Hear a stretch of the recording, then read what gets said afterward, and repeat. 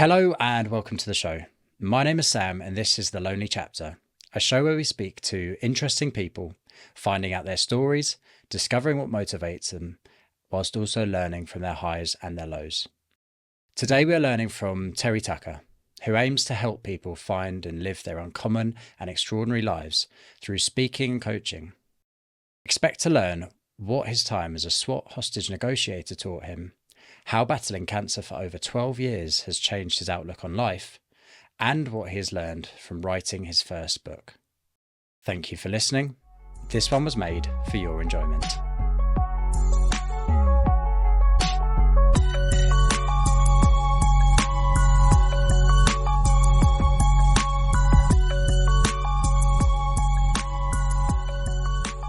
Terry, it's safe to say that you've done a lot in your life today.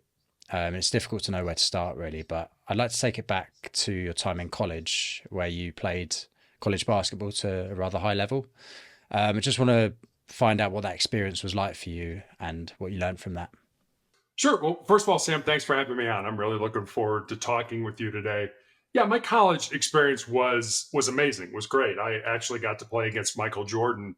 Oh, wow. It was my freshman year, or excuse me, his freshman year in college, my senior year in college. And he wasn't the Michael Jordan that we all know and appreciate today. He was just kind of getting his feet wet and that. So I had a great experience. And I was fortunate because in high school, I had 3 knee surgeries. And the first 2 were pre-arthroscopic. Arthroscopic surgery wasn't around then. So I have the large zipper scars sort of on the outside of my knee. And I mean, just the ability to play here in the United States, it's the National Collegiate Athletic Association, which is divided up in Division 1, 2, and 3, 1 being the highest.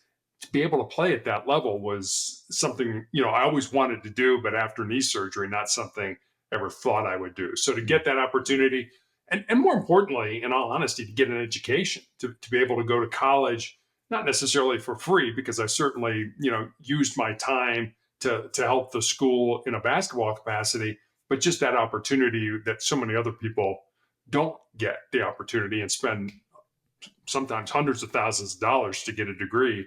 I was very, very fortunate, very lucky, and extremely glad that I had that opportunity. And was the knee surgery, was that what stopped you, or was that was before you started playing at that level? So it was before I actually tore cartilage, in my knee, simple surgery, but then developed an infection, and that infection led to a second surgery where they took out 25 pieces of my bone and told me I wouldn't play basketball anymore and that I might not walk normally again. And I wasn't going to take, a doctor's word for it. It's like, you don't know me. You don't know what I'm capable of. And I'm going to at least try to get back on the court. And I did.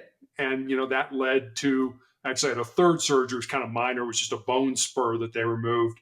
But having those 3 surgeries, I mean, I certainly was slower. I mean, I was still playing at an elite level, but I was definitely slower in terms of my ability and things like that. So I had to get smarter. I mean, if you don't have the physical capabilities, how can you be smarter? And I always loved basketball as much for the competition, but also for the being a student of the game, to understand how we as a team can come together and be good, as opposed to, how individually we can all be good. So for me, it was, I liked being a student of the game, and I needed to become a student of the game to kind of push my talent forward because, after the knee surgery, I was definitely slower. It sounds like an early insight into your overcoming adversity theme that sort of runs through your life. What was that experience like in terms of, I understand it to be quite cutthroat, quite intense at that level. Yeah, it is. I mean, everybody wants it. I remember just, I'll fast forward because I'm old. I went to college back in late 1970s, early 1980s. And today there was a professor here in the United States, an African-American man, who talked about just Black student athletes in the United States. And he said, there's 1 million Black boys out there that are competing for 400,000 high school jobs. And there are 400,000 high school basketball players competing for 4,000 college positions. And then there are 4,000 college positions players out there that are competing for 35 professional positions, where only 7 of those people will start for an average career length of 4 years. Wow. And he said, putting that in perspective with, we had 100,000 openings, jobs in computer science, in medicine, in law, in business, that those young men were not capable of fulfilling because they hadn't spent the time to get the education and develop themselves academically. And that's just black kids. That doesn't count white kids, Hispanic kids, Asian kids, and things like that. So that's just one segment of the population. So, I mean, basketball for me was an ends or a means to an end, which was a great education. And our daughter, unfortunately, got my height and is 6'3" and actually went to college also to play basketball. But we always impressed upon her that college was an ends to a means. It's use basketball to get you the best education that you can possibly get. And then beyond college, obviously going into your working career, you worked a number of different jobs, and you also relocated a few times, I think, after getting married, and then when your daughter was born as well. What was it like for that movement in your life to move around places and to experience those different things? Yes, my wife always says it's a great way to declutter. Whenever you move, you're just like, I haven't used that in a while, I got to get rid of it and stuff like that. So it is a great way to declutter. I mean, when I was young, I had moved. My dad had moved for his jobs as well. So I'd lived in different states, went away to college. I didn't go to college around the area where I lived in Chicago. So I was used to moving. And I think every time you move, you find different colloquialisms kind of thing, different things, the way people do things or say things or the foods that they eat and things like that. And, my wife and I still do Christmas cards, and, we probably send 150 Christmas cards out every year because we live so many different places around the United States. But the great thing is we've got friends all over the United States and that. So I'm a big fan of, getting out and exploring. My brothers have lived in the same, they grew up in Chicago, they still live in Chicago and things like that. But I've moved and I like it. I'm not saying one's better than the other. I just think I've had more experiences around this great country. The United States is a big country. And I think for me, that's just been it's been fun. And I got to meet a lot of people and have a lot of different experiences that I probably wouldn't have gotten had I just stayed put from where I was born. Yeah, obviously the US is a lot bigger than the UK, but for me personally, I've only ever lived in London, in the main city. But what you said there about people who are different in different areas and they have their different ways, it's definitely rings true here. Like when you go on holiday, when you travel around the country, you do see that. So yeah, there's definitely a part of me that sort of wants to take that step, but obviously the first step is probably the hardest. It is, and I'll never forget this. When my parents grew up in Chicago, born and raised in Chicago. Their parents were born and raised in Chicago, and when my dad got a job opportunity in Atlanta, Georgia, went to his parents and his in-laws and said, "Hey, we're moving." My grandparents were like, "No, you're not." Like, "Well, yes, we are." It's like, "No, you're not." And there was almost a rift in the family, like, "We're not talking to you if you actually move." It was. You just didn't do that back in the 1960s. It was like, you're not moving. You were born here. You're going to grow up here. You're going to die here. Yeah. And my dad was like, no, this is just a great opportunity for my family. So I'm going to exercise that opportunity. And he did, and it worked out. But just, culture wise, it's just kind of interesting. And it's good that you stuck to that and you got to experience that as well. Yep. You moved to Ohio at one point during that, and you decided to take quite a big career change into the police force. What caused you to make that decision?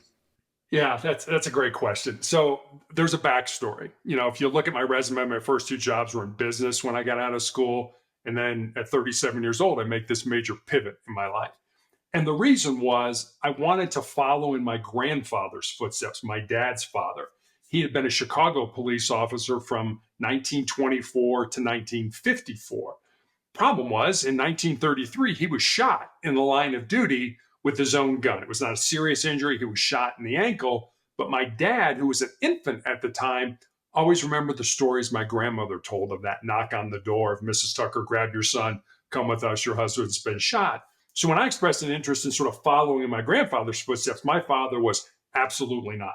You have the ability, you're going to college for free. You're going to college, you're going to major in business, you're going to get out, you're going to get a great job, get married, have 2.4 kids, and live happily ever after. But that's what my father wanted for me. That's not what I felt my purpose in life was. And so I had a decision when I graduated from college. My father was dying of cancer. And I could have said, hey, Dad, no, you're dying. Sorry, I'm going to go do my own thing, blaze my own trail. Or out of love and respect for you, I will do what you want me to do.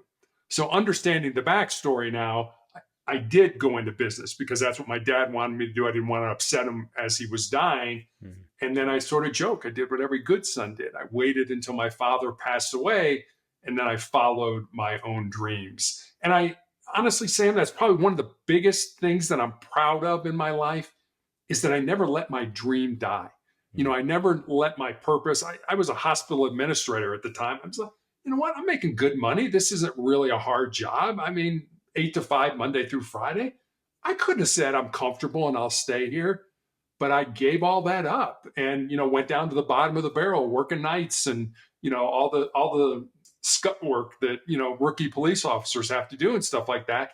That's what I'm going to do that because that's what I felt my calling was. So I'm glad I did it. I wish I would have done it when I'd been a little bit younger because 37 is pretty old to be getting into that line of work, but it's something I'm incredibly grateful I had the opportunity to do. Yeah, it's definitely an interesting story in the fact, like you said, that you kept that dream alive and it was always just there, maybe on the back burner, if you like, and you sort of respected your father's views on the situation, but then you pursued that. And I think a lot of people do get comfortable in that job. So in that job you were in where you talk about, you're earning a fine amount of money, but you still went for it. And I think people listening as well probably won't realize the drop in, you're going straight back to the start there with the police. You are the new guy, regardless of age, regardless of what you've done. So going into that's a really big step and pretty impressive, I'd say. Well, thank you. I think a lot of people face that in their life. A lot of people, have parents or an uncle or some relative, it's like, hey, you're going into family business, right? Or, your mom and dad want you to be a lawyer or a doctor or something like that. But that's not what you feel you're supposed to do. And, my dad did what he did, not because he was trying to be mean. He loved me. He wanted something that he felt was better for me. And I get that, it wasn't out of spite that he wanted me to go into business. It's a better life. It's not as hard a life. But I've never shied away from hard work and things like that. So that part didn't bother me at all. It was, I just think there's a lot of people out there, and I know a lot of people. I mean, I have a friend of mine, we used to call him Doc in high school because he was going to be a doctor. But he was going to be a doctor because his mom and dad wanted him to be a doctor. He never wanted to be a doctor. And he ended up going into business and not becoming a doctor. But, it's just one of those things where I think a lot of people, especially influential people who love you, my dad was my hero. And when those people kind of push you in a direction that maybe is not in your best interest, it's kind of hard to push back on those people when they're doing it because they love you. What was working like a police officer like? So going in at that age, that was obviously a slightly different experience to most people would experience. What was it like for you? I mean, it was great. And I think one of the reasons it was great is because I was able to talk to a variety of people. And even today, I mean, being in law enforcement's not a desirable job these days, at least here in the United States. But every now and then I'll get somebody that'll reach out and say, hey, I'd like to be a police officer. What suggestions do you have? And I always tell them, put your devices down. Go out on the street, talk to the homeless guy, go up to the penthouse, talk to that individual. Because if you can talk to all different types of people, you can be happy. You can be successful in that line of work. If the only way you can communicate to somebody is, on a device like that, you're going to be miserable in that line of work. You're not going to be able, to ask the right questions or you seem to be saying this, but I think you're kind of saying this, aren't you? And how do you just go about investigating things and stuff like that? So if you can't talk to people, it's going to be a very difficult, frustrating job for you. I was older, so I'd had the experiences of talking to all different kinds of people in life, which I think made me a better police officer. I was more in the questions. I used to always tell my daughter, I said, if you want to have a lot of friends, be a great conversationalist. And all that is asking people about themselves. How did this happen? What made you do that? And let them, and then be quiet and let them talk, because we're narcissistic. We love talking about ourselves. And if you get people to do that, I'll give you, and this true, it used to happen. My wife was in the financial services industry, and we used to go, to the holiday parties and things like that. And I used to tell her, I'm like, all right, here's the deal. I'm going to go in, I'm going to find 5 of your colleagues, and I'm going to come out after the party, and I'm going to tell you everything about them, how they met their spouse, where their kids went to college, what their favorite ice cream is, everything. And I said, and then Monday morning when you go to work, they're going to come to your office and tell you what a great guy I am, but they're not going to be able to tell you one thing about me. And so I would just go in and start asking people a bunch of questions, and then come out, say all these different things to my wife about, John and Bob and Tom and Mary and Sally and all that stuff. And then Monday morning they would, oh, your husband's such a great guy. It's like, really? Why do you say that? Oh, he's just a great, couldn't tell you anything about me, but it was that kind of game that I enjoyed playing with. I really do. I'm curious. I love to know why people do what they do, but it was you're not going to reciprocate with me and ask me the same questions I'm going to ask you, or even any questions. So just kind of an interesting game we used to play with each other. Yeah, that's really interesting, talking about being a conversationalist. And I think in this day and age, especially now with all the, like you say, the screens and stuff like that, people find it really difficult, but it's probably easier than it has ever been because no one else is doing it. So you don't even have to be excellent. The bar's set so low that just by going in and asking those questions, and like you say, you just ask a question and go silent. And yeah, people do like talking about themselves, and they will, and then they get a good feeling about you just because you've asked questions. So yeah, really nice point. You then took those conversationalist skills or communication skills, if you like, a bit further whilst in the police force. So you went into SWAT hostage negotiating, which sounds really thrilling and quite exciting. Are you able to tell us a little bit more about what that entailed and what that was like?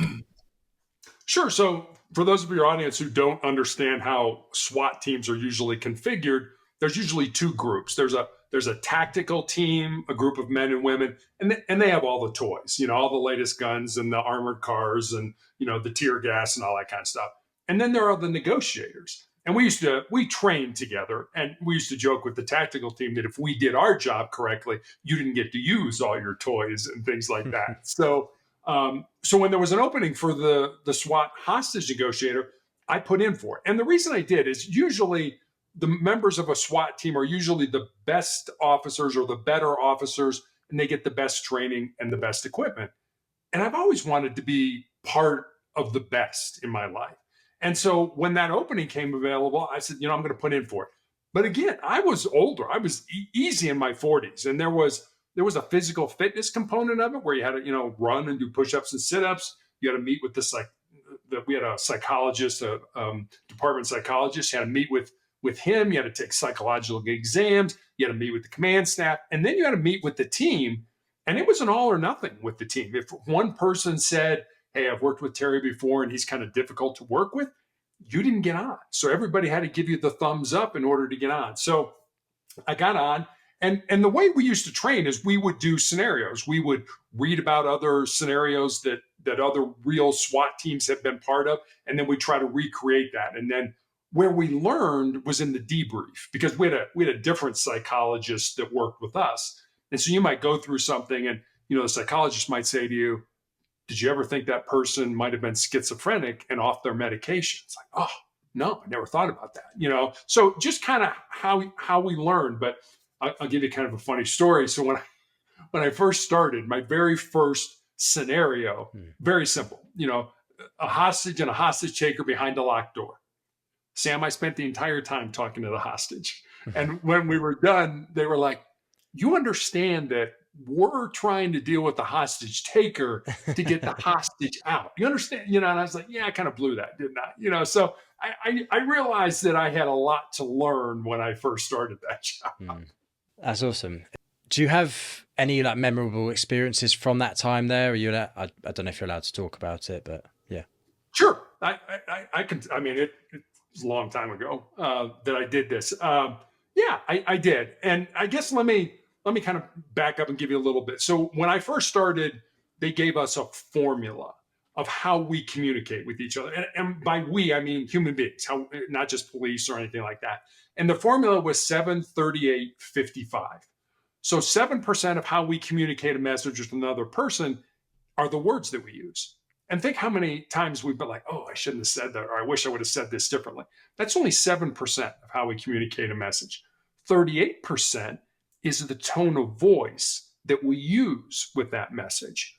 And then 55% of how we communicate a message is our body language and our facial expressions. So understanding that, realizing that if I'm negotiating with somebody who's barricaded themselves in a room, has a gun, has hostages, I'm not in the room with that person. So I don't have the luxury of that 55%. I don't have the ability to say, if I'm negotiating with you, Sam, say something and see you kind of roll your eyes like, oh, what an idiot. I can't believe he said that to me. So we didn't have that. So we had to get good, certainly figuring things out based on what people were saying, but also what they weren't saying and how they were saying it. So I'll give you a couple examples. I'll give you one that's totally atypical. They never went this way. So I was working that night. We were not a full-time SWAT team. And I'll give you an idea how long ago this was. We carried pagers with us. And so when the pager went off, you called a number and you got the information on where to go. So I was working that night. I was in a marked car. I was a sergeant at the time. So I got to the scene pretty quickly. And I talking to the uniformed officers. I'm like, what's the deal? It's like, he's drunk. He's barricaded himself in his house with his wife as a hostage, and he's got a gun. I'm like, okay, do you have him on the phone? Yes, we do. All right, let me talk to him. So we started talking.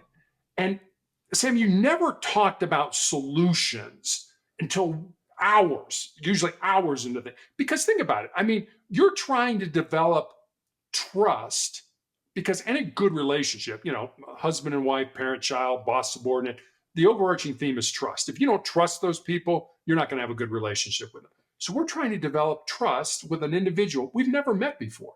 And in many cases, had no idea why we were there, why they did what they did.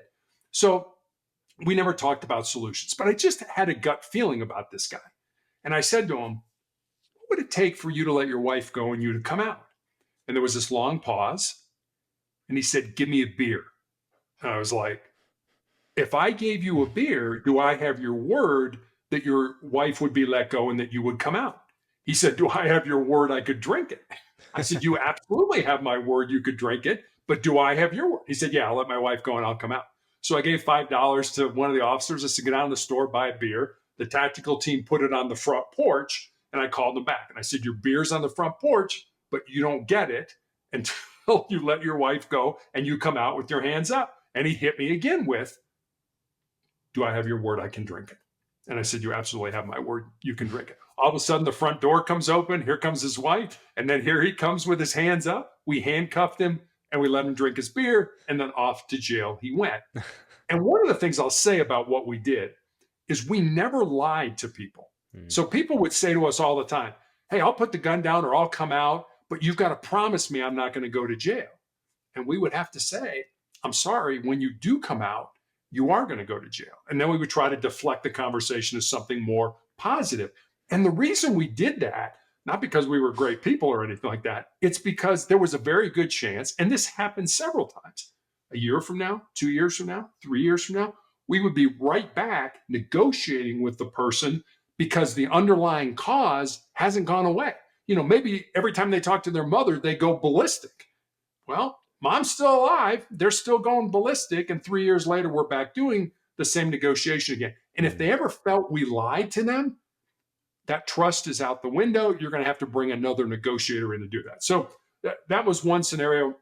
This one was more serious. This was an individual who wanted to take their own life. Right. And this started probably around dinner time. And the person slit their wrists. And that didn't work for them. And somehow they got the brilliant idea to turn the gas on in their oven and stick their head in the oven. That didn't work either. And so they call a friend, or actually it was a relative. And the relative calls the police. And so it's probably 3 o'clock in the morning now. And I'm talking to this guy and he's got a gun now. And finally he just says, Terry, I'm really tired. I want to come out. I said, great. I said, come on out. I said, I'll come down to the scene. We'll talk face to face. We'll talk man to man. He's like, I'd really like that. And then I said, don't hang up the phone. Just bring the phone with you. We'll put the gun down. Well, he hung up the phone, which we're conditioned to do when a conversation's over. About 30 seconds later, one of the tactical officers comes on the radio and says, we heard a gunshot. And I thought, you didn't. He did. He shot himself in the head. But he shot himself. What we kind of think happened is it was kind of a hesitation shot. Like, I really don't want to do this. Boom. And the gun went off. And he shot himself at such an angle that the bullet went in right around his temple, but it went in an angle, not like into your skull, but around your skull. It went around his skull and came out the other side.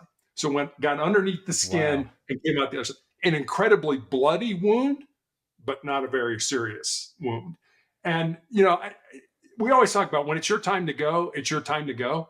But when it's not your time to go, it's not your time to go. So here's a guy who tried 3 times to kill himself.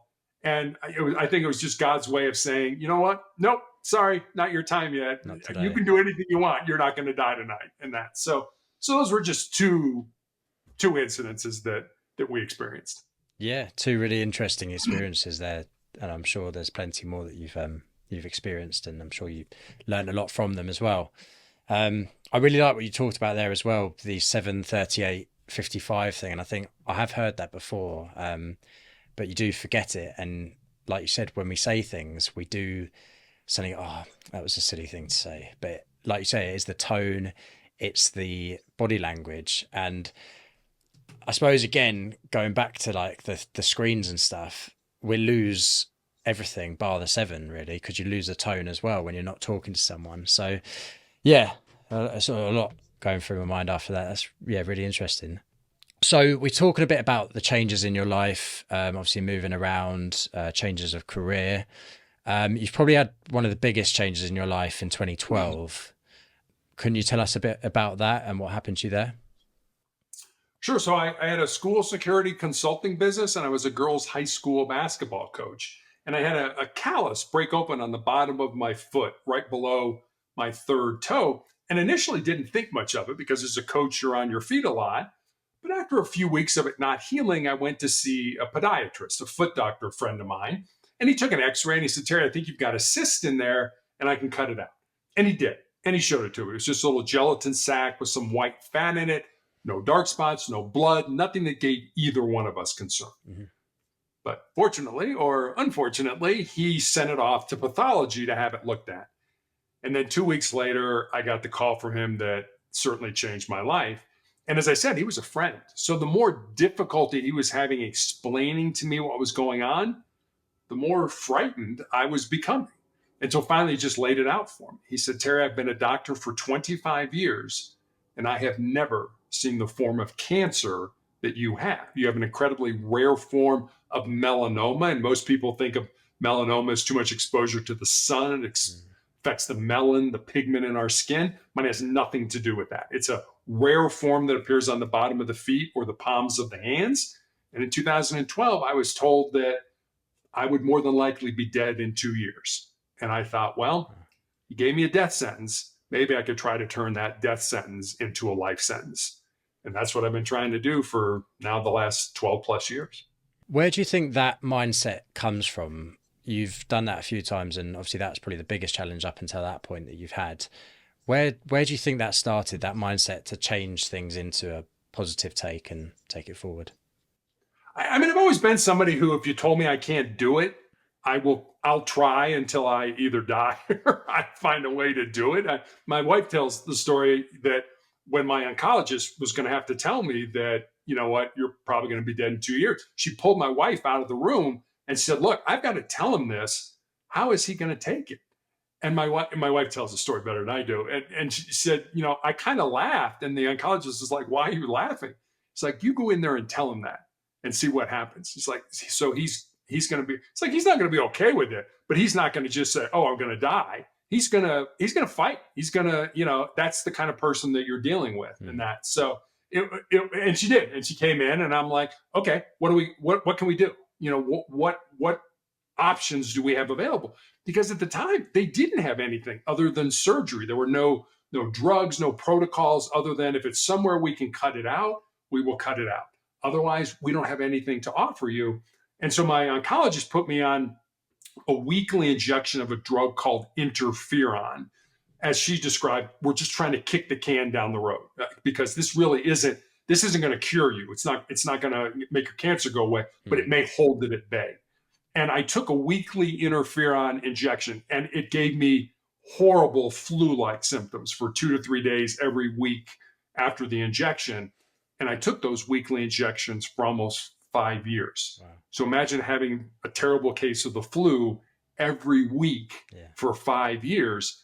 And as I said, we're just kicking the can down the road. All this is doing is keeping it at bay for you. It's not curing you. It's not something like, okay, I can handle this, because I know it's going to cure me. No, it was like, we're just buying time and hopefully something comes up down the road. And things did come up down the road, which is why I'm here today. Yeah. And those weekly injections, obviously you said you had them for 5 years. After those 5 years, there was a bit of complications. What happened there? Yeah, I mean, I ended up, the interferon eventually became so toxic to my body that I ended up in the intensive care unit at the hospital with a body temperature of 108 degrees, which is usually not compatible with being alive. That temperature, usually you're dead. Somehow I survived that. And it's funny, they're like, okay, it's too toxic. You can't take this drug anymore. And Sam, almost immediately, the cancer came back in the exact same area on my foot where it had presented 5 years earlier. And so in 2018, I ended up having my foot amputated. Cancer worked its way up my leg. In 2019, 2 more surgeries. And then 2020, in the middle of the COVID pandemic, an undiagnosed tumor, kind of, for lack of a better area, in my ankle area at the bottom of my stump, grew large enough that it broke my leg. It fractured my tibia. Wow. And so my only recourse during COVID was to have my leg amputated above the knee. And I also found out I had tumors in my lungs, which I still have tumors in my lungs, and I'm still treated every 3 weeks for those tumors. So this has just been it's not like, well, it's been a 12-year battle, but 5 of those I was in remission. I've never been in remission. I've never been not doing something that the disease either grew or that I was on a maintenance program to try to keep it at bay. Yeah, it's a phenomenal journey, really, considering that you were given sort of 2 years in that initial diagnosis as well. How did it change your perspective? Did it change your perspective on life and suffering and what it means to suffer, I suppose, going forward? Yeah, I mean, in a way. I mean, if you think about my life prior to cancer, I had been a physical person. I played college basketball. I was on law enforcement. I was on the SWAT team. So I'd done a lot of physical things. And now I don't have a left leg and I'm in a wheelchair. So how do you balance that? And I think when you can't do what you were good at, you do what's important in life. And I really think that's kind of where I'm at. I mean, cancer's taught me a lot of things, but it's taught me two things specifically. Number one, I don't think you really know yourself until you've been tested by some form of adversity in your life, whatever that looks like. And secondly, and this is probably going to sound kind of weird, cancer's made me a better human being. And I've been asked a couple times, if you could live your life over again and not have cancer, would you do that? And Sam, I don't know if I would. Because I mean, as much garbage as I've been through, I'm a 100% better human being today for the experiences that I've had, for the people that I've had the opportunity to meet and work with and help through their cancer experience. It's given a great purpose to my life that I'm not so sure I would throw that out the window and say, yeah, if I could live my life over again without cancer, I would absolutely do it. I'm not sure I would. That's a really interesting reflection. And yeah, like a lot of people would probably think, like, how could you think that way? But it shows a lot about your character as well and how much you've done from that moving forward and how much you've helped other people and what value that brings to you as well in your own life. I also really liked what you said about not knowing yourself until you're tested by adversity. I think that's really true. And I think obviously the adversity comes in different forms and different shapes and different levels, but 100% everything you face, once you're through it, you learn something else about yourself, and yeah, you can progress from there. Yeah, I mean, pain is good. I mean, I am not somebody that runs from pain anymore. And I used to be the biggest wimp in the world when my mother would take me as a kid. I knew I was going to get a vaccine or inoculation or something. I'd wait till she got out of the car and then I'd lock all the doors so that she couldn't get in. And this was before key fobs, so it was kind of a cat and mouse kind of game. I hated getting needles. I hated getting stuck and things like that. And now you can use that pain. You can use that difficulty. We don't like it. Our brains tell us not to do it, get away from it, stay away from it. But I found a way to use it. And, it's like, yeah, okay, this is uncomfortable, but it's going to make me better. It's going to make me stronger. It's going to make me more resilient. Yeah, 100%. I think that's a message that's being carried more and more these days as well. And the message you're carrying there is pain is useful, and yeah, you can. Yeah, it is good for you to push yourself to that limit and to see what comes out the other side. In terms of what you then did, obviously you've written a book. I think you've co-authored a book as well and done a few other things. Just tell us a little bit about those and how those came about. Yeah, never expected to write a book, never wanted to write a book. There's sort of an old joke that says when we talk to God, it's called prayer. When God talks to us, it's called schizophrenia. So God never told me to write a book or anything like that. But I think what God did was put enough people in my path that started making the same suggestion. And I think I'm smart enough when that happens to sort of perk up, and I need to listen to that. And so I was like, okay, you should write a book. So the first book that I wrote, Sustainable Excellence, 10 Principles to Leading Your Uncommon and Extraordinary Life, was really born out of two conversations I had. I mentioned I've been a girls' high school basketball coach in Texas, and I had one of my players move to the area in the United States where my wife and I live with her fiance, and the four of us had dinner one night. And I remember saying to her after dinner that I was excited that she was living close to me and I could watch her find and live her purpose. And Sam, she got real quiet for a while, and then she looked at me and she was like, well, Coach, what do you think my purpose is? And I said, I have absolutely no idea what your purpose is, but that's what your life should be about. Finding the reason you were put on the face of this earth. And there is a reason, using your unique gifts and talents and living that reason. So that was one conversation. And then I had a young man who was in college reach out to me on social media. And he asked me what I thought were the most important things that he should learn, not to just be successful in his job or in business when he graduated, but to be successful in life. And I didn't want to give him sort of the cliches, get up early, work hard, help up. I didn't want to give him those. It's like you can read about those. I wanted to see if I could go deeper with him. So I spent some time, took some notes, and eventually kind of had these 10 thoughts, these 10 ideas, these 10 principles. And so I sent them to him. And then I kind of stepped back and I was like, well, I've got a life story that fits underneath this particular principle, or I know somebody whose life emulates that principle.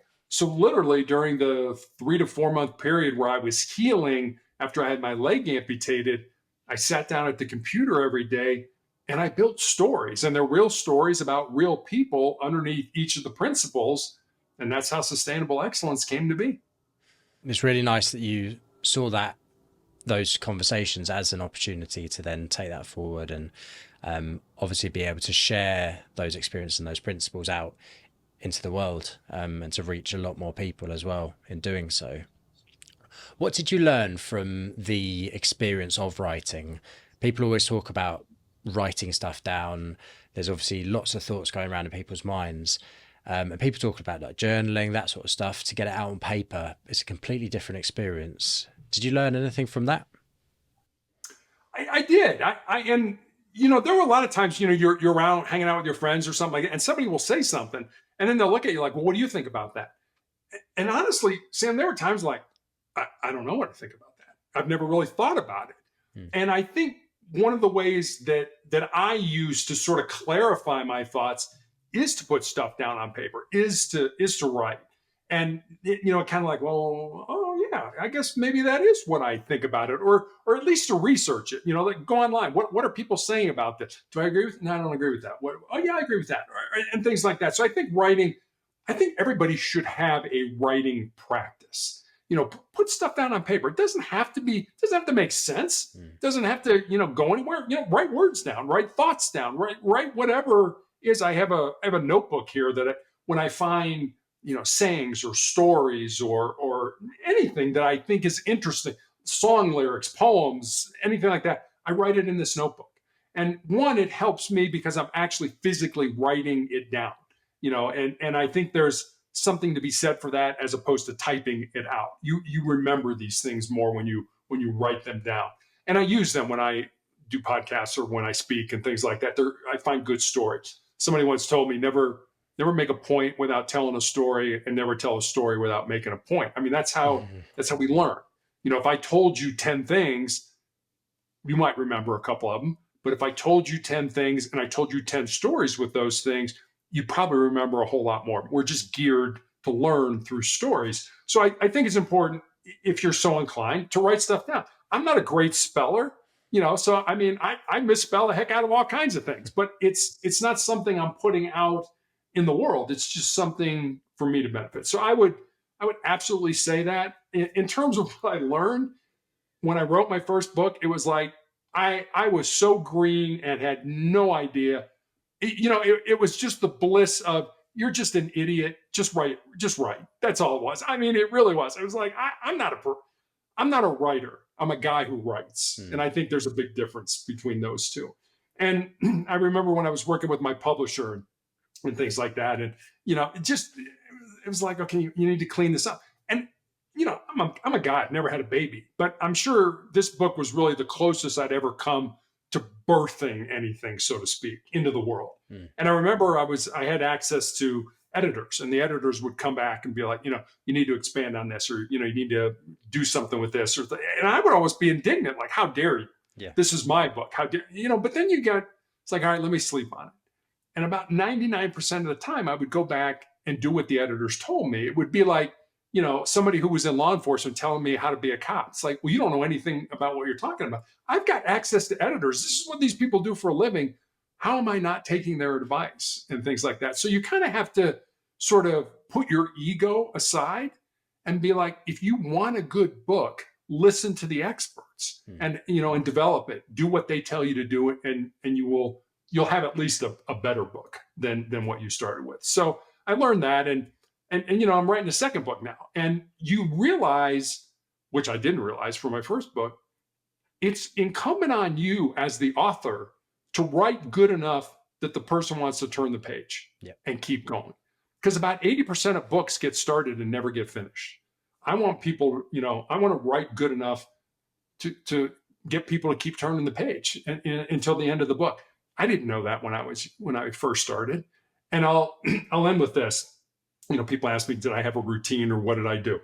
And I did. I said, so I'm going to do this. I'm going to write a minimum of 1 page every day, 6 days a week. I took Sunday off. And I am not going to edit anything until I feel I have a first draft. And so there were days I would sit down, and Sam, I would be like, this is garbage. This is horrible. This is terrible. And then the next day, maybe it was better. And then maybe the next day it was terrible again. Because life is not linear. We just don't get better, better, better, better. It's more, we get better and then we get worse, and then we get better and then we get, and hopefully you move in the right direction. But life is not linear. Writing a book is not linear either.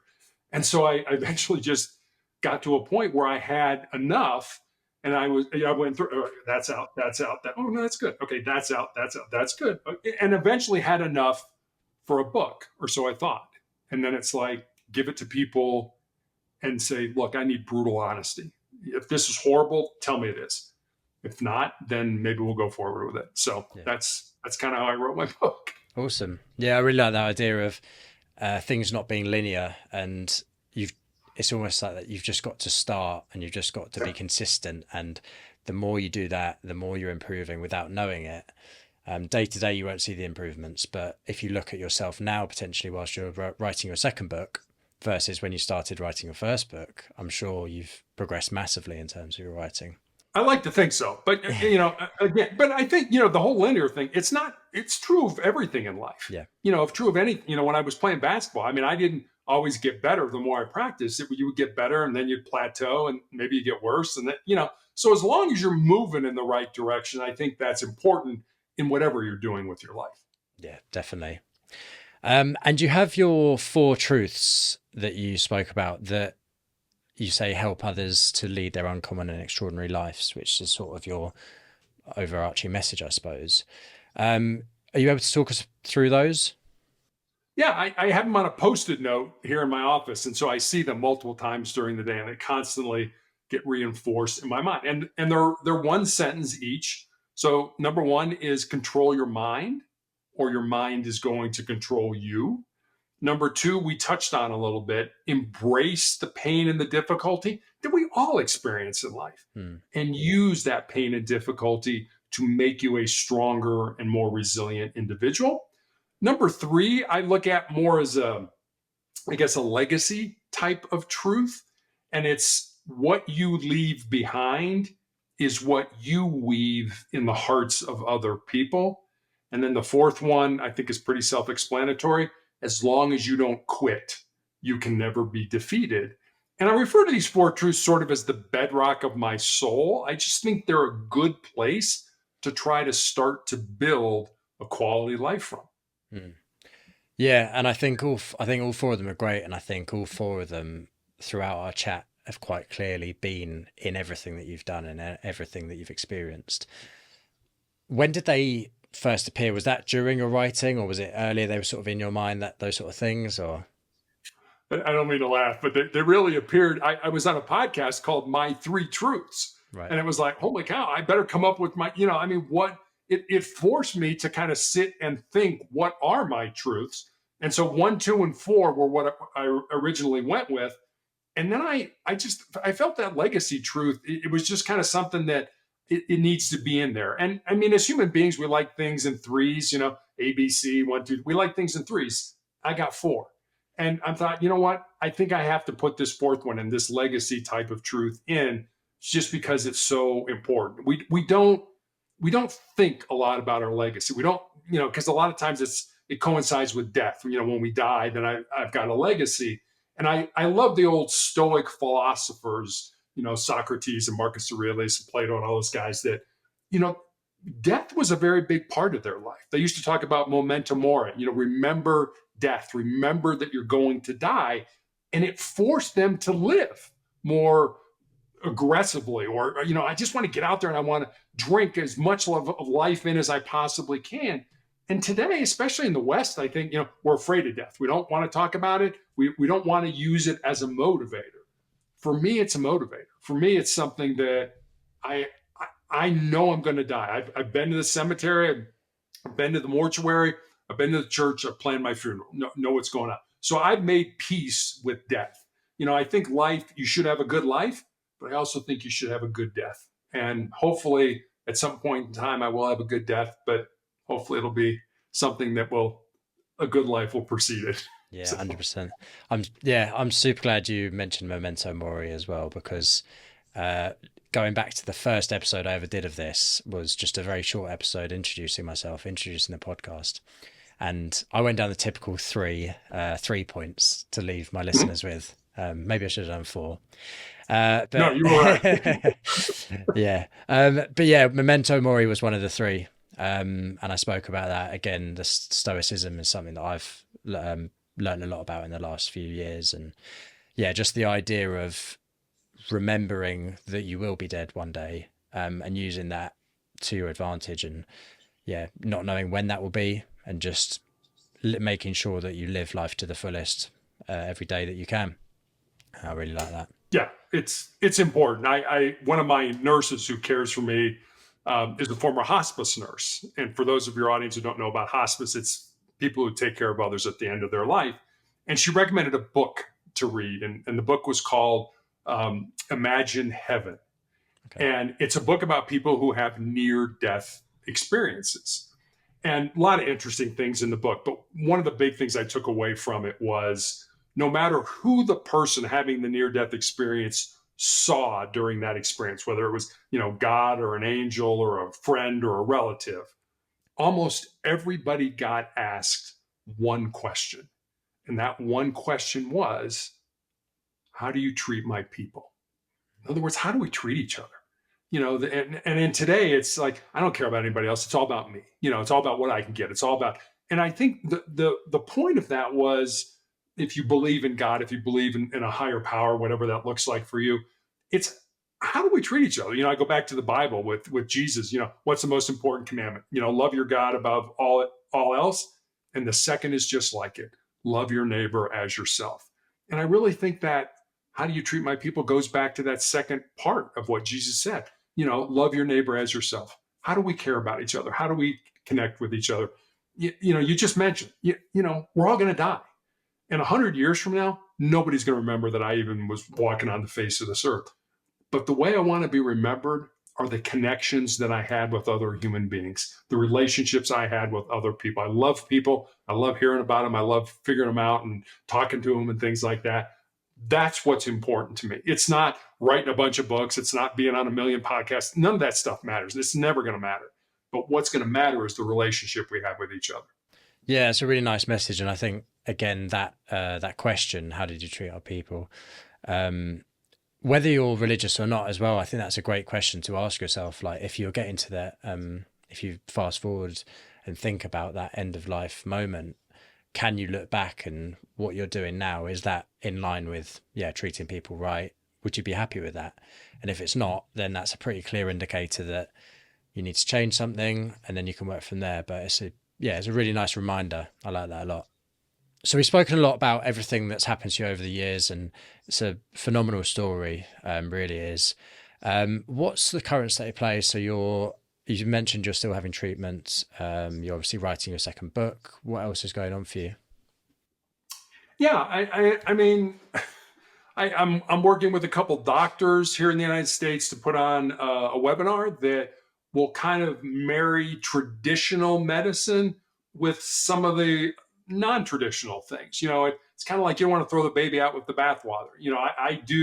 I do cold therapy, which, the jury's still kind of out whether that's scientifically, something that benefits you, but it's certainly uncomfortable. And, if you can do uncomfortable things, it allows you to do other uncomfortable things. I do vibration kind of therapy.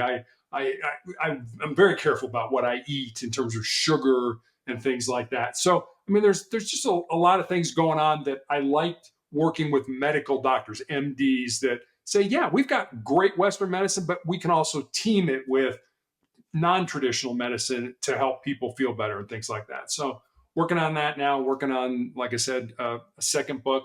Sustainable Excellence was a book about what I thought was success, how people can be successful. And even when I finished that, I always kind of knew I wanted to write another book about something that also began with the letter S. Another word began with letter S, and that was significance. Success is what we do for ourselves. Significance is what we do for other people. Now, I mean, don't get me wrong. I think you can be both. You can be successful and significant in your life. But I wanted to write that second book about significance. So that's playing a big part in my life right now.